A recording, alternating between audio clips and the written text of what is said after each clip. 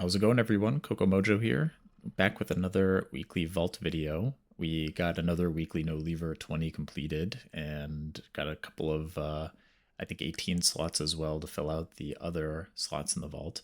I'll be opening it on Outlaw Loot spec. That's the spec that I'm playing for most dungeons. So let's see what we got, and then we will put these into SimC as well and simulate and figure out what's our best option.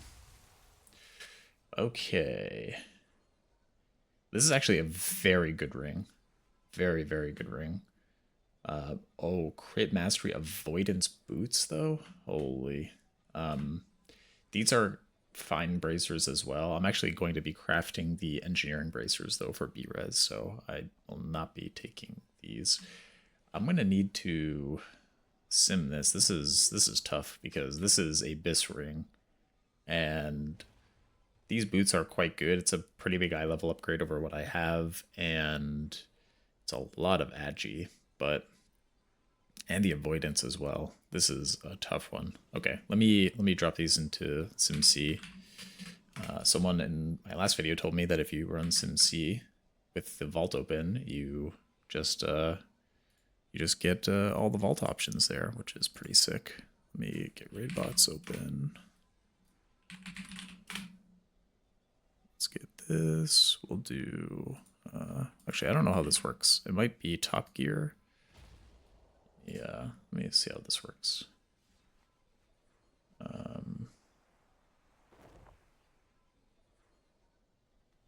Yeah, this is so good. Wow, this is way faster. So yeah, you just go to Top Gear, paste in the SimC there. You get the crystallized droplet from Great Fault. It's labeled as such. Let me find feet. We'll also check to see what Treads of Corrupted Water looks like. Am I able to actually do this as different gear sets though? I'm kind of curious.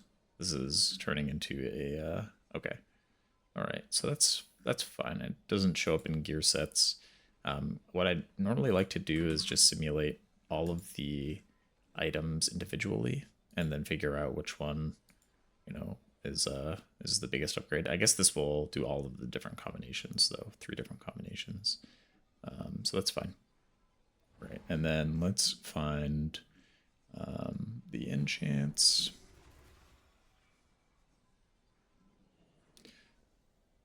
So I've pretty much just been doing the Plains Runner Breeze.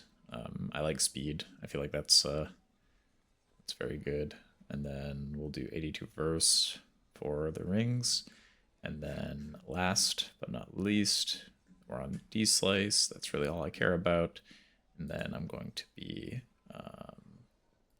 downloading the SimC input here. We will grab all of this. I'll also run Find Top Gear, and then we should be good to go. So let me open this up, get in here.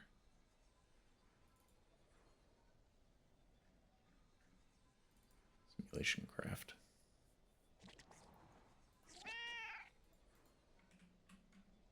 All right, and then we should have copies. Okay, interesting. This should be fine. I think this is fine. All right, so I'll let this run, and then we're also in already in raid bots. This is so good. We're very, very lucky here. Okay, this is awesome. We'll see how this one goes. Okay, so the results are in on raid bots, and this time it is much faster than running it locally. So I'm actually just going to cancel the local run, and let's take a look. The ring turns out to be the highest DPS increase by a pretty small margin, like 31 DPS, so that's fine. So it really comes down to, do I want all that verse, all that extra verse, or do I want the avoidance? I think I'm gonna go with the ring, just because it is bis. I could potentially farm, some good boots later on at some point. It does feel rough to give up the avoidance though. But just given how really good these stats are, this is so much verse. It's good for damage, it's good for survivability. It's a very tough choice, but I think I'm going to go with the ring.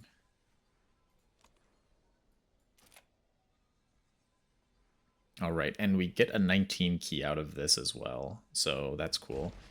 Tyrannical Sanguine Explosive Thundering. This is definitely a tough week. 19 Halls of Valor.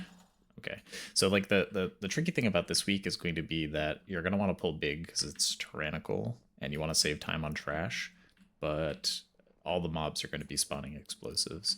And I think we also don't know some of the explosive interactions with some of the boss fights as well. Like for instance on Tree Boss of Algathar, do all those ads spawn explosives? Like I really hope they don't. But then you would see things like the Mist clones in Mist of Tyrna Scythe during Mistcaller boss would be spawning explosives. So it would not surprise me at all if they do spawn explosives and then that gets hotfixed because it's unwinnable if all those mobs are spawning explosives. Sanguine's also kind of tough. It definitely is going to add to the dungeon timer a bit. In pretty much all teams, it's going to add a lot in teams that mismanage Sanguine. It's not quite as bad, I think, as Fortified Sanguine because lots of Sanguine healing on non-fortified mobs is of course it's not good. We want to avoid it as best we can, but it's not as bad as like a high HP fortified mob getting full healed in Sanguine. You have to kill it twice. That's like that right there can break a key. So I think overall the other cool thing about this is there shouldn't be many interactions with the affixes and bosses. So it's not like Grievous Tyrannical Week where some of these bosses have so much rot damage and then Grievous starts to stack up and before you know it your healer has to do twice the amount of healing that they would have to do otherwise. But I think this week for fighting bosses we should be in pretty good shape as long as any bosses with ads don't spawn an outrageous amount of explosives that make it really, really tough to play, especially if there are ads and tough healer checks and the healer can't do both healing and manage explosives. I think we're in for a rough time in those cases, but we shall see. All right, I gotta get an enchant for my new ring and get that equipped, but we're looking pretty good. We got some IO last week. I'm looking to hit 2,500 this week, and then yeah, we'll see what kind of good keys we can get done this week. Thanks for watching. Good luck in your vaults, and talk to you soon.